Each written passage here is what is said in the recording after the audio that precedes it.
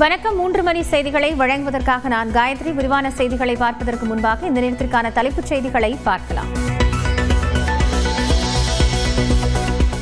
வேலூரில் பன்னோக்கு உயர் சிறப்பு மருத்துவமனையை திறந்து வைத்த முதலமைச்சர் மு.க.ஸ்டாலின் 7 ஆரம்ப சுகாதார நிலையங்களுக்கான கூடுதல் கட்டடங்கள் மற்றும் 2 துணை சுகாதார நிலையங்களுக்கான புதிய கட்டடங்களும் திறப்பு. சர்வதேச விண்வெளி மையம் நோக்கி வெற்றிகரமாக விண்ணில் பாய்ந்தது ஸ்பேஸ் எக்ஸ் டிராகன் விண்கலம்.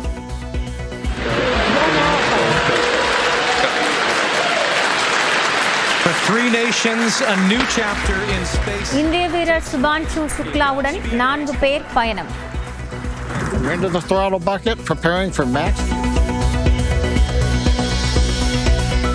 ராகேஷ் சர்மாவிற்கு பின் 41 ஆண்டுகள் கழித்து 2வது இந்தியராக விண்வெளிக்கு சென்ற சுபான்ஷு சுக்லா தோளில் மூவர்ண கொடியுடன் பயணிப்பதாக பெருமிதம்.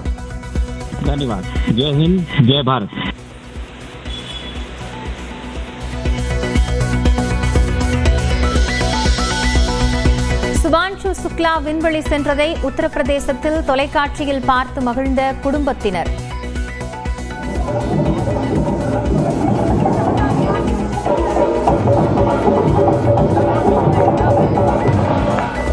வார்த்தைகளால் விவரிக்க முடியாத மகிழ்ச்சி என தாய் நெகிழ்ச்சி.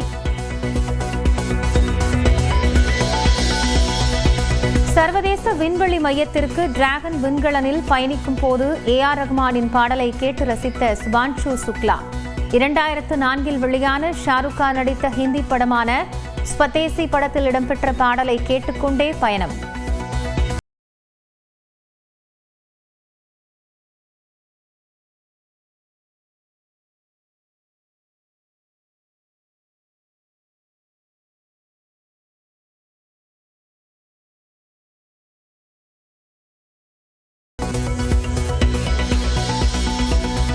சர்வதேச விண்வெளி மையத்திற்கு சென்றுள்ள விண்வெளி வீரர்களுக்கு பிரதமர் மோடி வாழ்த்து. 1.4 பில்லியன் இந்தியர்களின் கனவுகள், வாழ்த்துக்கள், நம்பிக்கை இந்திய வீரர் சுபான்ஷு சுக்லா சுமந்து சென்றுள்ளதாக பெருமிதம்.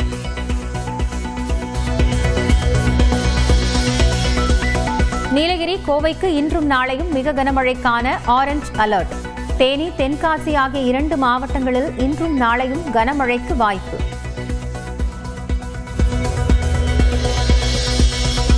தன்னுடன் உள்ளவர்களுக்கே சட்டமன்ற தேர்தலில் சீட் என ராமதாஸ் உறுதி. கூட்டணி இன்னும் முடிவாகவில்லை என்றும் விளக்கம்.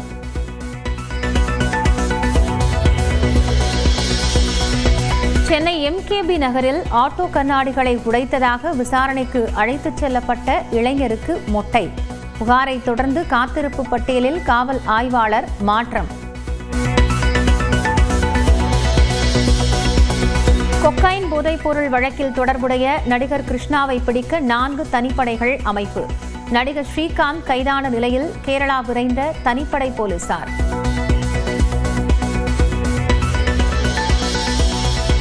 ராணிப்பேட்டை மேல்விசாரம் அரசு ஆரம்ப சுகாதார நிலையத்தில் திடீர் ஆய்வு.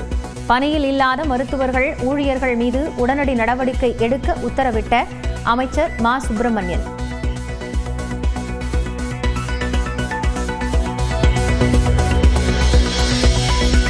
செங்கல்பட்டு மாவட்டம் மதுராந்தகம் அருகே தவறுதலாக நாட்டு துப்பாக்கியால் சுட்டதில் தலையில் குண்டு பாய்ந்து சிறுவன் படுகாயம்.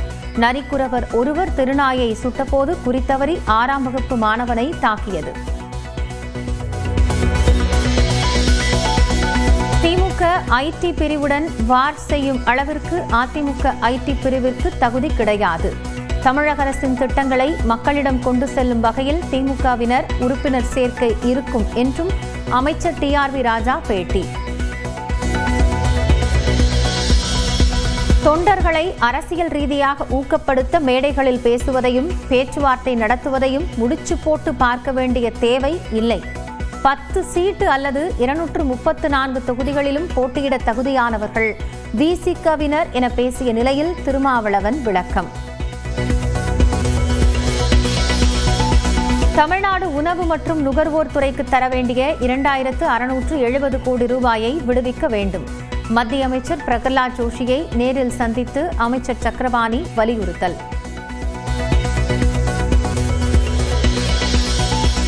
பெரும் நஷ்டம் ஏற்படலாம் என தெரிந்தே துணிந்து ஜியோ சேவையை தொடங்கினோம்.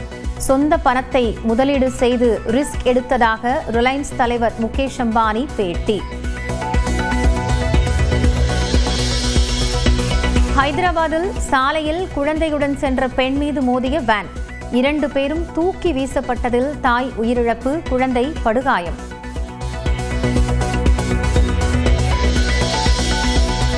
சிறுநீரக கோளாறால் பாதிக்கப்பட்ட தனக்கு உதவி செய்த சரத்குமார், தனுஷ் உள்ளிட்டோருக்கு நன்றி கூறிய பொன்னம்பலம். கடந்த 5 மாதமாக பணிக்கு செல்ல முடியாமல் பொருளாதார சிக்கலில் உள்ளதாகவும் வேதனை. இன்று மாலை 6 மணிக்கு வெளியாகும் ரஜினியின் சிக்கிட்டு பாடல்.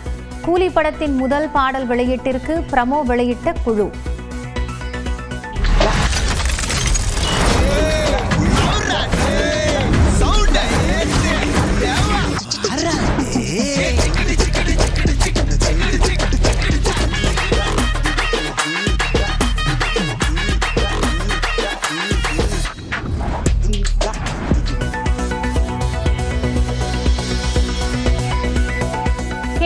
வயநாடு மாவட்டத்தில் இடைவிடாது பெய்து வரும் கனமழை. கடந்த ஆண்டு நிலச்சரிவு ஏற்பட்ட பகுதியில் மீண்டும் வெள்ளப்பெருக்கால் மக்கள் அச்சம்.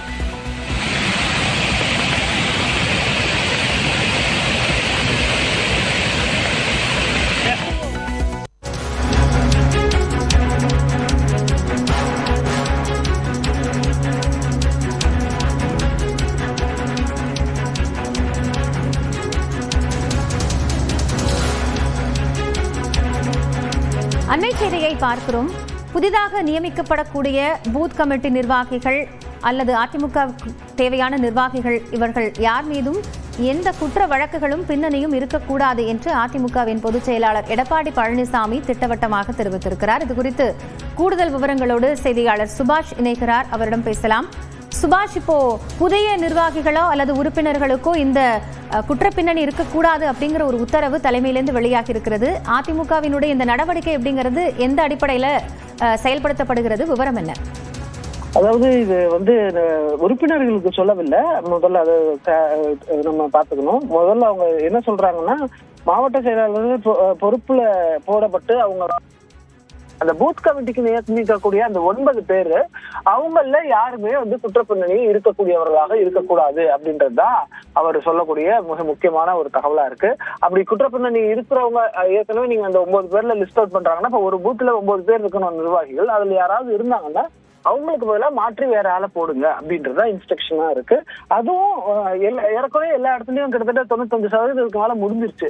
நடக்காத மாவட்டங்கள்ல நடத்துங்கன்றாங்க. எங்கேயாவது இது போல சிக்கல்கள் இருக்கா அப்படின்றத பார்க்க வேண்டியது இருக்கு. அப்படி இருந்ததுன்னா உடனடியாக அதை சரி செய்யணும். ஏன்னா கிட்டத்தட்ட 6.5 லட்சம் பேர்கிட்ட பூத் கமிட்டியில வருவாங்க. அந்த 6.5 லட்சம் பேர்ல அந்த குற்றப்பின்னணின்னா அவங்க மேல எந்த குற்ற வழக்குகளும் இருக்கக்கூடாது. அந்த வழக்குகள் இருக்கக்கூடிய நபர்கள் மீது பொறுப்புல போடாதீங்க அப்படின்றத சொல்லியிருக்காரு. வெகு விரைவில், அதாவது இந்த மாசம் ஜூலை மாதம் 2வது வாரத்துல அவர் சுற்றுப்பயணம் போகிறதுக்கு திட்டமிட்டு இருக்கிறாரு. தொகுதி வாரியாக அந்த சுற்றுப்பயணம் இருக்கும் அப்படின்றதையும் அதிமுகவுடைய வட்டாரங்கள் தெரிவிக்குது.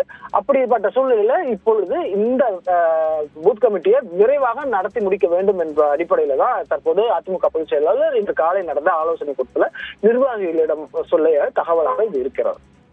நன்றி சுபாஷ்.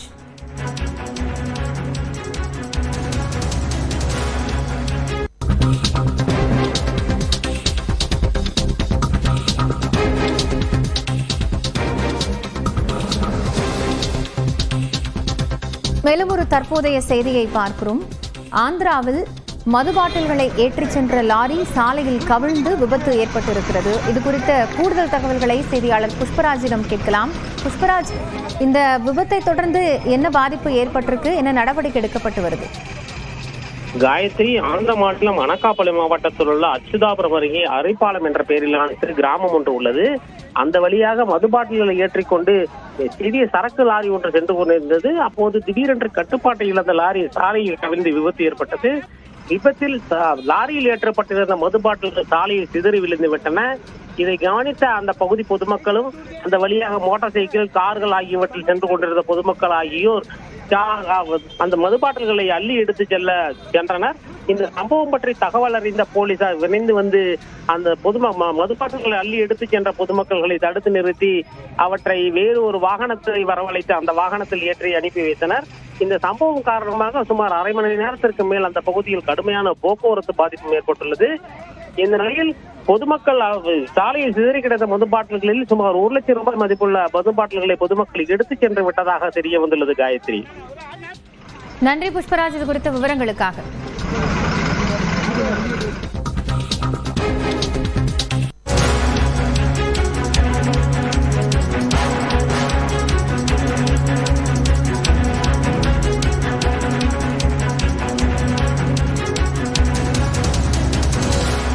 ஹைதராபாத்தில் நடந்த விபத்தில் 3 வயது மகனுடன் தாய் தூக்கி வீசப்பட்ட சம்பவத்தில் தாய் தற்போது உயிரிழந்திருக்கிறார். படுகாயங்களோடு 3 வயது மகன் மருத்துவமனையில் அனுமதிக்கப்பட்டிருக்கிறார். விபத்து குறித்த பதைக்க வைக்கும் சிசிடிவி காட்சி வெளியாகியிருந்த நிலையில் துல்ஜாபூரில் உள்ள கோயிலுக்கு குடும்பத்துடன் சென்றுவிட்டு திரும்பிய போது இந்த விபத்து நடந்தது தெரியவந்துள்ளது.